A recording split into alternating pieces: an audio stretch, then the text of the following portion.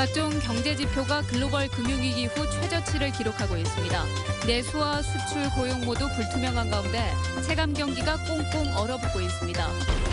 김영란법이 사회 전반의 청렴의식을 높이는 계기는 됐지만 서민 경제를 위축시키고 농축수산업에는 심각한 타격을 입히고 있습니다.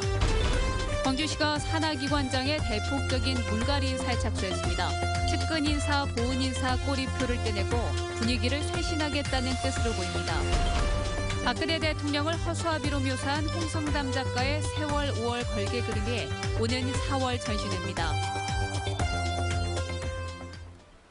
여러분 안녕하십니까?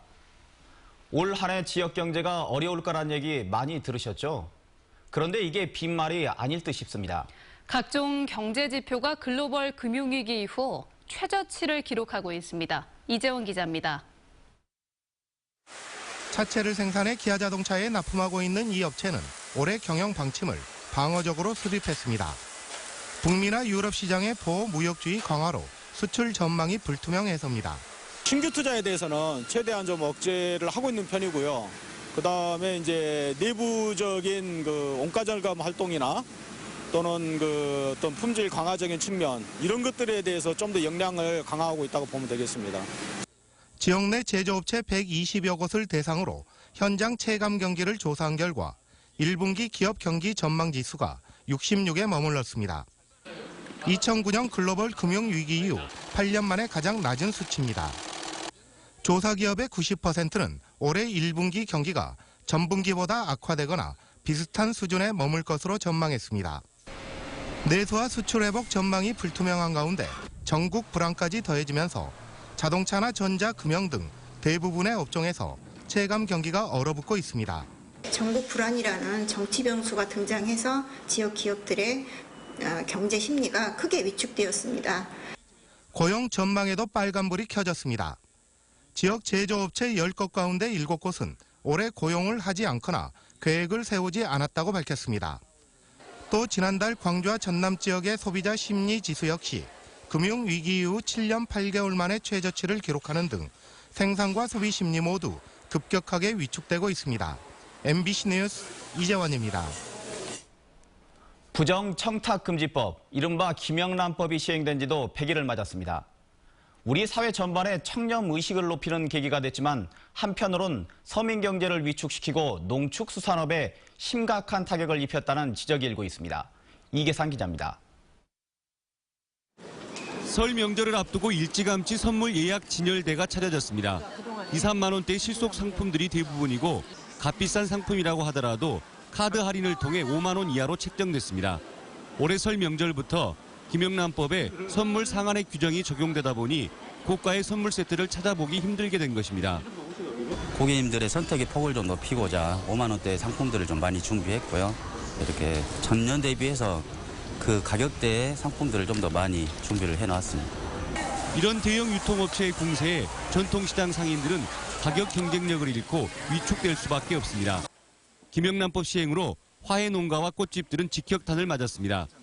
원예 공판장의 경매 물량은 30% 이상 급감했고 화환이나 화분 소비량은 법 시행 이전과 비교해 반토막이 났습니다. 인사이동 때 전혀 받질 않았고 특히나 이제 선생님들 학기초 같은 때 이제 그런 게 많이 나갔거든요. 저희 이제 난초 같은 경우는. 근데 그런 부분이 전혀 소비가 안 돼 버렸어요. 그러다 보니까 가격이 하락할 수밖에 없죠. 김영란법은 농축수산업의 기반마저 흔들리게 했습니다. 농촌경제연구원의 농축산물 수요 추정 조사 결과 전남 지역 피해액만 800억 원이 넘을 것으로 예상됐습니다. 저녁 식사나 모임이 눈에 띄게 줄면서 휴업을 하거나 아예 문을 닫는 식당이 공식 집계된 것만 해도 10%가량 늘었습니다. 휴업률이 평상시보다 한 10% 이상 지금 업이 돼 있는데요. 이미 이제 구정은 지나고 나면 이 숫자도 상당히 더 잠재적인 폐업 대상으로 봐야 될 것 같습니다. 김영란법이 청렴의식을 높이는 기회가 되긴 했지만 서민 경제를 그만큼 위축시켰다는 점에서 부작용을 최소화할 제도 보완이 필요하다는 목소리도 높습니다. MBC 뉴스 이계상입니다. 광주시가 산하기관장의 대폭적인 물갈이 인사에 착수했습니다. 측근 인사, 보훈 인사라는 꼬리표를 떼내고 분위기를 쇄신하겠다는 뜻으로 보입니다. 윤근수 기자입니다. 광주시에 사표를 낸 산하기관장은 9명입니다. 광주도시공사와 도시철도공사, 광주문화재단과 여성재단, 평생교육진흥원과 교통약자 이동센터의 대표 등이 포함됐습니다. 윤장희 시장의 선거를 도왔거나 오랜 지인으로 임명 당시부터 보훈인사, 측근인사 논란을 낳았던 인물들이 다수 포함되어 있습니다. 임기가 짧게는 2달에서 길게는 3년까지 남았지만 윤 시장의 인사 쇄신 방침에 공감했다고 광주시가 전했습니다. 민선 6기 후반기 우리 시정에 이렇게 활력을 좀 불어넣자, 그런 차원에서 9개 기관에서 이렇게 사의 표명을 해가지고 윤장희 시장은 촛불 전국을 거치면서 산하기관장의 인사 혁신을 결심했고 최근 기관장들에게 직간접적으로 사표 제출을 요구한 것으로 전해졌습니다. 민선 6기가 반환점을 둔 상황에서 보훈인사나 측근 비리 등의 껄끄러운 꼬리표를 떼내고 분위기를 쇄신하겠다는 뜻이 담긴 것으로 보입니다. 광주시는 후속 인사에서는 유능하고 참신한 인물들이 적재적소에 배치되도록 하겠다고 밝혔지만 일부 인사는 사표 제출 요구에 불만을 나타내고 있는 것으로 알려졌습니다. MBC 뉴스 윤문수입니다. 박근혜 정부에서 걸리지 못했던 홍성담 작가의 세월 5월 전시 계획이 확정됐습니다. 책임자들이 작가에게 사과하고 이번 사태와 관련한 백서도 만들기로 했습니다. 김철원 기자입니다. 박근혜 대통령을 허수아비로 묘사한 홍성담 작가의 세월 5월. 작가가 그림을 광주 비엔날레 특별전에 가져갔지만 광주 시립미술관이 문을 걸어 잠그고 그림을 들여보내지 않으면서 결국 전시가 무산됐었습니다. 그림 반입이 무산된 바로 그 장소인 광주 시립미술관에서 오는 4월, 세월 5월을 만나볼 수 있습니다. 세월호 3주기를 맞아 그림을 전시하기로 광주시와 홍성담 작가가 합의한 것입니다. 세월 5월은 물론 홍 작가가 세월호와 관련해 그동안 제작한 다른 작품 30여 점도 함께 전시하기로 했습니다. 광주 시민들이 지난 2년 전의 상처를 위로할 수 있게 되고 그렇게 해서 광주 문화의 자존심을, 자존감을 한껏 좀 우리가 또 드높일 수 있는. 홍성담 작가는 그림을 전시하는 대신 세월 5월 전시 철회에 관여한 당시 책임자들의 사과와 백서 발간을 요구했습니다. 광주시도 구체적인 시기와 형식은 작가와 다시 협의하되 일단 조건을 받아들이기로 했습니다. 저희 시립미술관에 손을 내밀었을 때 받아주고 전시를 같이 하기로 이렇게 해줘서 저는 미술관 책임자로서 작가에게는 감사하게 생각합니다. 표현의 자유 논란과 정부의 외압 의혹 등 우여곡절 끝에 세월 5월은 전시 무산 2년 8개월 만에 처음으로 광주에서 걸리게 됐습니다.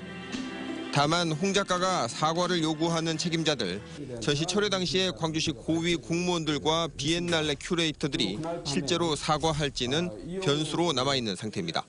MBC 뉴스 김철원입니다.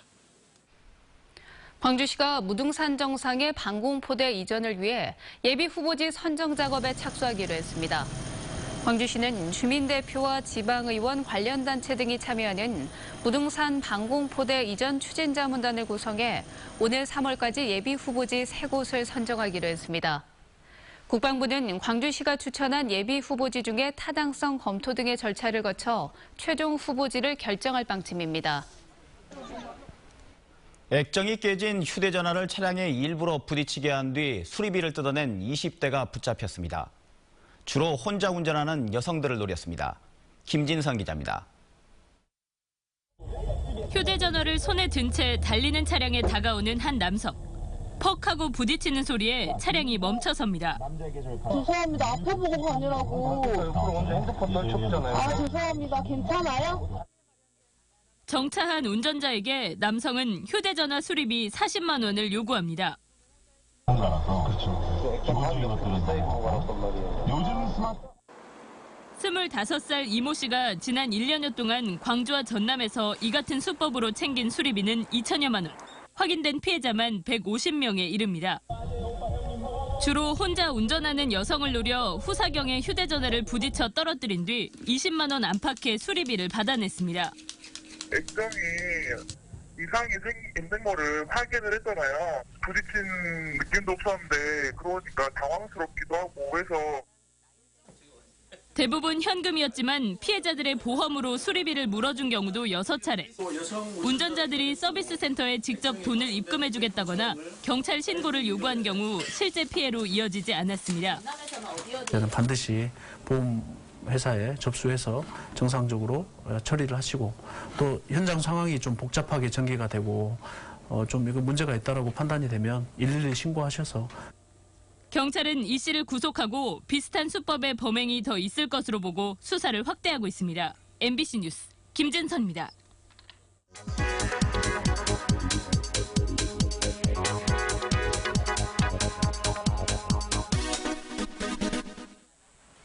광주와 전남 지역 여성들의 사회적 지위는 어떨까요? 여성가족부가 여성의 경제활동과 의사결정 등 8개 분야를 평가한 성평등 지수를 이렇게 발표를 했습니다.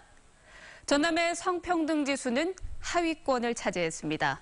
특히 여성의 고등교육기관 진학률과 직업교육 훈련 경험률이 전국에서 가장 낮았습니다. 또한 농어촌 지역이다 보니까 여가 시간과 인터넷 이용률이 전국에서 가장 적었습니다. 그나마 전반적인 안전의식과 가족관계에 대한 만족도, 가사 노동시간 등에 대한 평가는 상위권을 차지했습니다. 광주의 경우에는 중상위 지역이긴 한데요. 가사 노동시간 등 가정 내에서의 만족도가 전국에서 가장 낮아서 개선이 필요한 것으로 드러났습니다. 또한 여성들의 문화 향유와 인권복지 분야에서 성평등 지수는 7개 특광역시 가운데 가장 낮은 것으로 조사됐습니다. 카드뉴스였습니다. 검찰이 미성년자 성추행 혐의를 받고 있는 전 칠레 주재 외교관 박모 참사관에 대한 수사에 착수했습니다. 광주지방검찰청은 칠레 주재 한국대사관에서 근무하며 14살 현지 여학생을 성추행한 혐의로 고발된 박 참사관의 주소지가 광주여서 사건을 배당받았다고 밝혔습니다. 박 참사관은 현지 방송사의 보도에서 여성에게 신체 접촉을 시도하는 장면이 포착돼 칠레인의 공분을 샀으며 외교부는 지난달 28일 박 씨를 파면했습니다.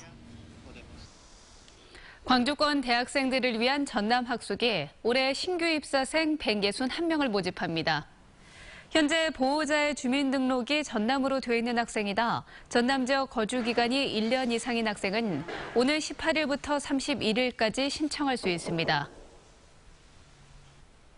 다음은 희망 2017 나눔 캠페인에 성금을 보내주신 분들입니다. 주식회사 대명 엘리베이터 최광일 대표가 500만 원, 광주 남구, 광산구, 관내 새마을금고 이사장과 임직원들이 100만 원을 보내주셨습니다. 성금을 보내주셔서 감사합니다. 행정자치부가 국민의례 때 순국 선열과 호국 영령 외에는 묵념을 금지하도록 대통령 훈령을 개정한 것과 관련해 지역 정치권의 반발이 이어지고 있습니다.